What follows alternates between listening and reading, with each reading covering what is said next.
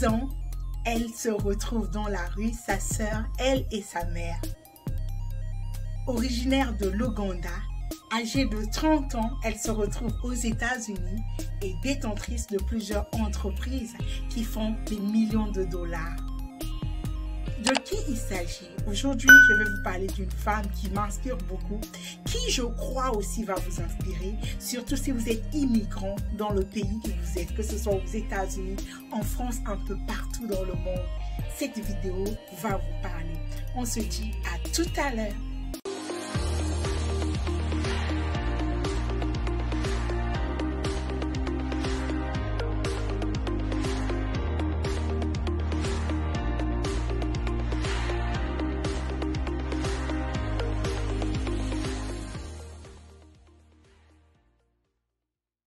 De qui il s'agit? Aujourd'hui, je vais vous parler d'une femme. Une femme qui, moi, m'inspire beaucoup parce qu'on dit dans la vie, il faut s'inspirer de ce qui est bien. Il faut voir ce que les autres font de bien et copier et s'inspirer de ça. Moi, j'aspire à devenir millionnaire. J'ai pas honte de le dire, j'ai pas peur. Moi, j'aspire à devenir même milliardaire. Millionnaire même, c'est pour commencer. Parce qu'il faut commencer quelque part. Mais moi, j'aspire à avoir beaucoup d'argent. C'est mon souhait le plus ardent parce que mon Dieu est détenteur de l'or et de l'argent. Alors, de qui je vais vous parler? Je vais vous parler d'une dame qui est passée de ça à ça. Et oui, il s'agit ici de Olivia Onsane. Qui est cette femme et pourquoi je vous parle d'elle? Cette femme, elle m'inspire, à minute, elle m'inspire énormément. Où est-ce que je l'ai connue? Eh bien, j'ai travaillé pour elle, j'ai travaillé dans son entreprise, c'est là où je l'ai connue. Eh ouais, j'ai travaillé pour elle, j'ai travaillé dans son entreprise, elle s'appelle Olivia Onsane. Qui est cette femme? D'où est-ce qu'elle vient? Je vous parle un peu de son histoire pour qu'on s'inspire tous et que ça nous donne aussi la niaque de go for it, ok? Donc, elle est née en Ouganda et d'une famille polygame. Lorsqu'elle avait encore 10 ans, son père décède. Et quand son père décède, on les chasse de la maison. On les chasse, elle, sa sœur et sa mère en première. Pourquoi? Parce que sa mère n'avait que des filles. Donc, elles étaient les premières à qui on a qu'on a mis à la peau. Parce que vous connaissez les familles africaines et tout. Quand on meurt, la famille récupère tous les biens. Donc, c'est le cas, c'était son cas en fait. Donc, elle se retrouve, on les met dans la rue, on les a donné une semaine après le décès de son père de quitter la maison, de trouver où aller vivre. Donc, elle se retrouve dans la rue. Et au moment où on les chassait, sa maman alors va dire à sa tante qui les chassait, mais tu es en train de me chasser comme ça, vous nous prenez tous les biens qu'on a et les enfants, je veux faire comment? Je me retrouve avec plus rien. Et sa tante va dire à sa mère que tu n'as que des filles, elles vont finir par tomber enceintes, ce sont des vauriens. Et elle a entendu cette phrase et elle a gardé ça dans sa tête. On les a chassés, sa mère se retrouve dans la maison, dans sa famille, il se trouve en toit où il vivait, mais dans des conditions médiocres. C'était vraiment dans le seuil de la pauvreté. Et en plus en Ouganda encore, vous savez, l'Ouganda, comment les situations sont un peu difficiles aussi dans ce pays. Et elle a gardé cette phrase de sa tante qui disait que tu n'as que des filles qui ne valent rien et tout, qui vont finir par tomber enceinte. Et elle s'est promise dès ce jour-là, à 10 ans, qu'elle va prouver à ces tantes-là qu'elle a de la valeur. Elle va prouver à ces tantes-là qu'elle n'est pas une vaurien. Donc, ils vivaient dans ces conditions difficiles. Elle vivait dans ces conditions difficiles, sa sœur, sa mère et elle. Mais elle, dans sa tête, elle se disait que moi, je dois réussir.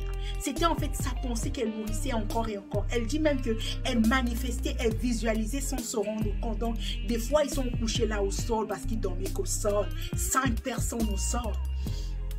Et donc, mais elle va se mettre à visualiser, elle va se mettre à rêver un jour. Elle a beaucoup d'argent, elle mange à s'asseoir parce qu'ils avaient de la peine à manger. Donc, elle était obligée de travailler à l'école, de vendre des choses, d'aller puiser l'eau des gens pour qu'on la paye quelque chose, pour qu'elle ait de quoi manger. Donc, très tôt, elle a appris à travailler dur. Elle a appris à faire des sacrifices pour avoir de quoi manger.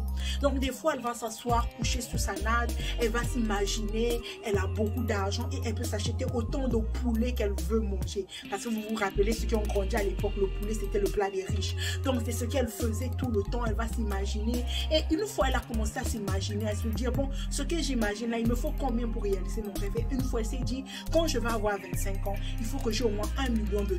Elle a pensé au dollar parce que c'était la monnaie la plus connue et elle savait dans sa tête qu'on a. On sait que quand tu as le dollar américain, c'est beaucoup d'argent. Quand elle voyait les $1, on lui disait que c'est beaucoup d'argent. Donc, elle visait venir aux États-Unis. Elle s'est dit que si j'ai $1 million, je veux m'acheter une terre, je veux construire et tout ça là. Donc, elle commençait à faire ça. Et parfois, elle va s'imaginer, elle a une famille, elle a des enfants, elle les achète autant de jouets, chose qu'elle-même, elle n'avait pas. Et elle le faisait encore et encore et encore et encore. Elle a commencé à vendre, elle se battait jusqu'à ce que Dieu va lui faire grâce de rencontrer son époux actuel. Et son époux avait les moyens, son époux avait l'argent, c'était un Américain. Donc, ils vont se retrouver dans plusieurs pays. Elle a vécu à Londres, elle a vécu dans plusieurs pays d'Europe parce que son mari voyageait beaucoup à cause du boulot. Après, vu que son mari est américain, ils vont finir par revenir aux États-Unis, le pays de son mari. Et son rêve, son premier rêve s'accomplit. Son premier rêve s'accomplit lorsqu'elle vient aux États-Unis. Elle quitte l'Ouganda, elle vient aux États-Unis avec son mari et ses enfants, parce qu'à cette époque-là, elle avait 2 enfants. Donc, elle vient, et parce qu'elle rêvait le rêve américain, elle se disait, déjà avant de venir aux États-Unis, elle se disait que quand je venais aux États-Unis, j'ai mon business et tout, parce qu'elle les vendait déjà. Rappelez-vous, elle se battait déjà. Et donc, quand elle vient ici, quelque temps après, au moins d'une semaine après, elle lance son premier business, un side hustle qu'elle faisait pour se faire un peu d'argent. Donc, elle est arrivée aux États-Unis, son rêve s'est accompli.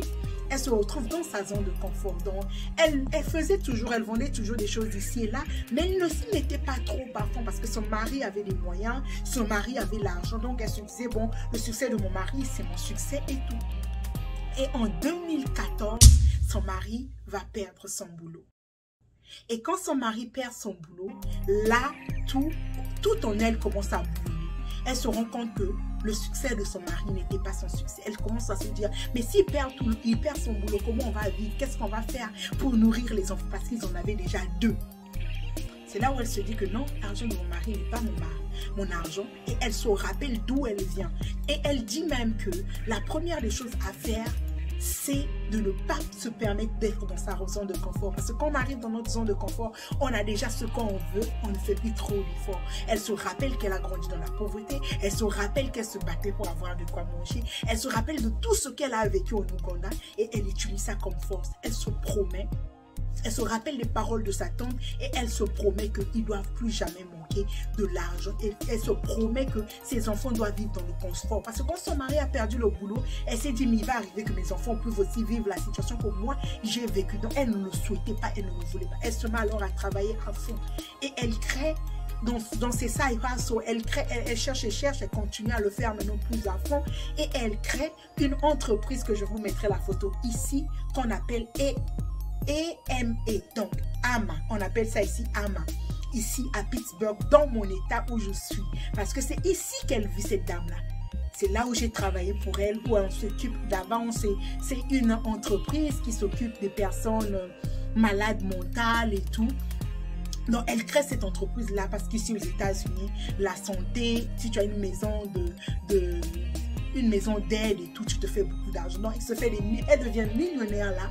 Et elle finit là, elle vient ici, elle crée une entreprise dans l'immobilier. Elle commence à acheter des maisons, rénover, revendre et tout. Et au moment où je vous parle, elle construit sa propre maison, donc de la fondation jusqu'au chaînage. Donc, depuis la fondation, elle est en train de construire ici aux États-Unis. Et elle n'a que quel âge? 30 ans, excusez-moi.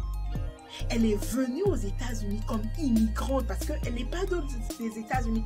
Elle vient à peine, ça fait à peine 1 année et demie, 2 ans qu'elle a eu sa nationalité en tant qu'Américaine. Mais avant d'avoir sa nationalité, elle était déjà millionnaire. Et elle ne s'est pas arrêtée là. Elle continue. Au moment où je vous parle, elle achète des terres aux États-Unis. Les terres qui contiennent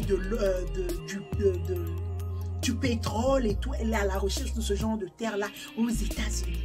C'est pour nous dire à toi qui me suis, à ma soeur qui me suit, si toi aussi, tu es dans un pays que ce soit aux États-Unis, que ce soit en Suisse, que ce soit en France, toi aussi tu peux réussir, même si tu n'es pas originaire de cette terre-là. C'est possible pour toi de réussir. Et le secret qu'elle nous donne, le premier secret qu'elle donne si tu veux réussir, c'est de visualiser.